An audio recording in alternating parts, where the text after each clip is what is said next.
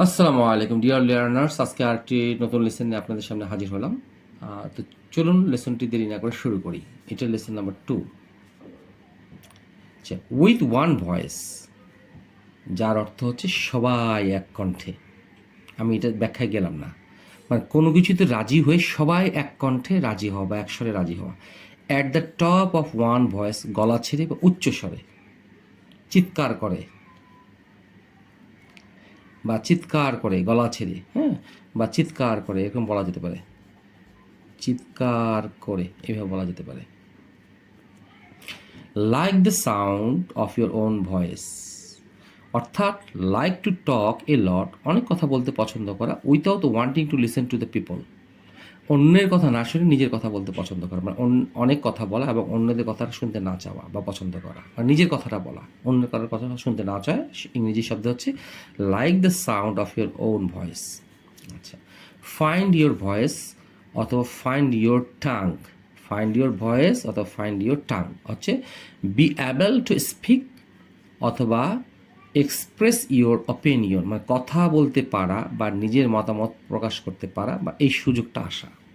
অবশেষে আমি কথা বলতে পেরেছি, আমি আমার নিজের মতামত প্রকাশ করতে পেরেছি, এরকম একটা অর্থ প্রকাশ করতে হয় ফাইন্ড ইউর ওন ভয়েস বলবো বা ফাইন্ড ইউর ওন টাং, অথবা এইভাবে বলা যেতে পারে বি ভার্বের পর অ্যাবল টু স্পিক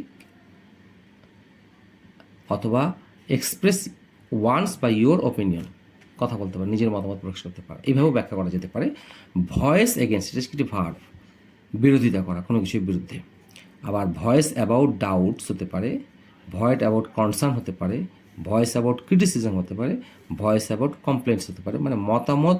এখানে আমি বলি কোনো প্রস্তাবে রাজি হওয়া।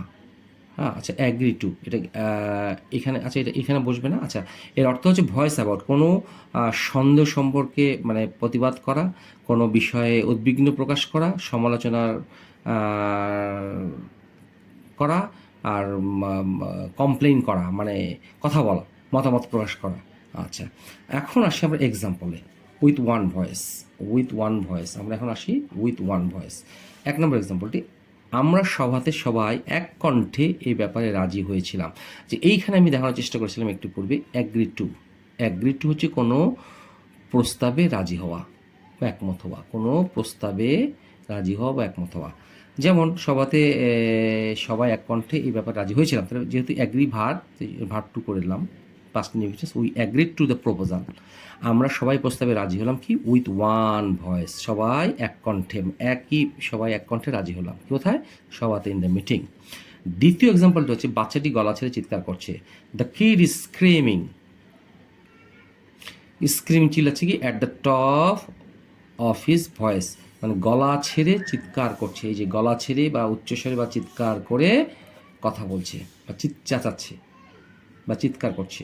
সে সব সময় নিজের কথা বলতে চায় আর অন্যদের কথা শুনতে চায় না। He always like the sound of his own voice. এই যে আমি এখানে আবার দেখার চেষ্টা করছি, like the sound of your own voice অর্থ হচ্ছে নিজের কথা বলা, অন্যদের কথা শুনতে না চাওয়া। He always likes the sound of his own voice. আচ্ছা, 4 নম্বর এক্সাম্পলটি হচ্ছে একদম আলোচনার শেষে আমি কথা বলার সুযোগ পেয়েছি বা বলতে পেরেছি। এই যে এখানে ফাইন্ড ইউর ভয়েস অথবা ফাইন্ড ইউর টাং অথবা বি অ্যাবল টু স্পিক অথবা এক্সপ্রেস ইউর ওপিনিয়ন, কথা বলার সুযোগ পাওয়া বা মতামত প্রকাশ করার সুযোগ পাওয়া। At the fag end of the discussion, একদম আলোচনা শেষে। অ্যাট দ্য ফ্যাগ এন্ড একটা সুন্দর শব্দ, phrase. At the fag and মানে সব কিছুর শেষে, সব কিছুর শেষে, তার মানে কি আলোচনার শেষে। At the fag end of the discussion I have found, এটা ভার্ব 3 কেন করেছি, এটা present perfect tense. My tongue অথবা I have found my voice, আমি কথা বলার সুযোগ পেয়েছি। আচ্ছা, 5 নম্বরটা হচ্ছে যেমন যে ভয়েস এগেনস্ট, বিরোধিতা করা। আমরা মূল্য ঊর্ধ্বগতির বিরুদ্ধে কথা বলেছিলাম এবং বলেছিলাম সংবাদ কর্মীদের সামনে। উই ভয়েসড, এটা ভার্ব টু করলাম, ভয়েস এগেনস্ট করলাম, ভয়েস এগেনস্ট মানে প্রতিবাদ করা, অথবা রেইজড ভয়েস এগেনস্ট, এটা হচ্ছে প্রতিবাদ করা। হয় এটা দিব অথবা এটা দিব। দ্য প্রাইস হাইক, এটা হচ্ছে ঊর্ধ্বগতি, মূল্য ঊর্ধ্বগতি হচ্ছে the price hike. Voiced against অথবা we raised voice against the price hike before the newsman, সংবাদকর্মীদের সামনে, অথবা before the journalist. Before the journalist. আচ্ছা, 6 নম্বরটি হচ্ছে আমরা এই নিয়ে সমালোচনা, সন্দেহ, উদ্বিগ্নতা, বানান ভুল হতে পারে, উদ্বিগ্নতা বা অভিযোগ প্রকাশ করছি। মানে বলছি, উদ্বিগ্নতা, সন্দেহ, সমালোচনা, অভিযোগ, বলছি, বলা বা আলোচনা করছি বা প্রকাশ করছি। আমরা এখানে অনেকগুলো শব্দ দিয়েছি। তাহলে উই আর ভয়েসিং, কী বলছি? ক্রিটিসিজম, সমালোচনা করছি, সন্দেহ প্রকাশ করছি, উদ্বিগ্নতা প্রকাশ করছি, অভিযোগ করছি, কমপ্লেক্স অবজেকশনস বা কমপ্লেক্স যে কোনো একটা বলানো যেতে পারে। কী বিষয়? দেখেন কোথায় এ নিয়ে মানে এই বিষয়ে হচ্ছে কি অ্যাবাউট দিস, অথবা অ্যাজ টু দিস, অথবা রিগার্ডিং দিস, অথবা অ্যাজ রিগার্ড দিস, মানে হচ্ছে এ বিষয়ে।